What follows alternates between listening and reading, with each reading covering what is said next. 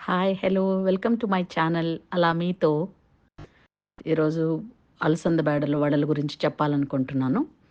So, బేడలు కొంచెం 3, 4 hours ముందు నానబెట్టి, మీకు తగ్గట్టుగా 1 గ్లాస్ అయితే ఒక ముగ్గురు, నలుగురున్న వాళ్ళకి హ్యాపీగా సరిపోతాయి.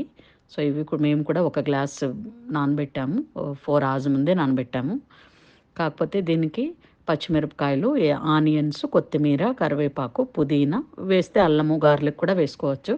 కానీ గార్లిక్ వేస్తే సోహానికి నచ్చదని నేను వేయలేదు. సో, ఇందులో ఏం చేయాలంటే దీంట్లో మెయిన్ టెక్నిక్ చాలామంది ఇండ్లలో నేను తిన్నాను.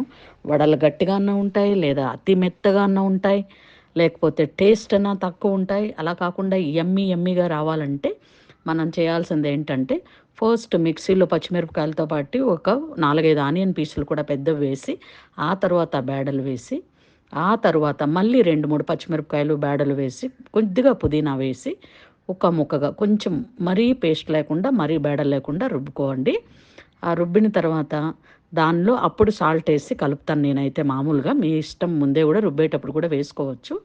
వేసి కలిపిన తర్వాత పల్చటి బట్ట మీద తీసుకొని దాన్ని రౌండ్‌గా తట్టి, మీకు తెలిసిందే కదా వడని ఎలా చేయాలని చెప్పి. కాకపోతే దీనికి ఎందుకో మరి అమ్మ వాళ్ళు చిన్నప్పటి నుంచి చూస్తున్న ఒక హోల్ పెడతారు. మసాలా వడకైతే పెట్టరు గానీ, అలసంద బేడ వడకైతే హోల్ పెడతారు. సో, ఆ హోల్ పెట్టి బాగా 2 వైపులా తిప్పించి కాలిస్తే పర్ఫెక్ట్‌గా వస్తాయన్నమాట. అలాగే మేము కూడా పెట్టాము. ఆ ఫస్ట్‌లో వేసిన చిన్న పీసొచ్చి అది సాల్ట్ సరిపోతుందా లేదా అని నిర్మల ఐడియా అది. కొద్దిగా వేసి చూద్దామని. ఎందుకంటే ఉత్త పప్పులో చాలామంది చూసి చెప్పేస్తారు అమ్మ వాళ్ళైతే. మేము చెప్పలేం అలా.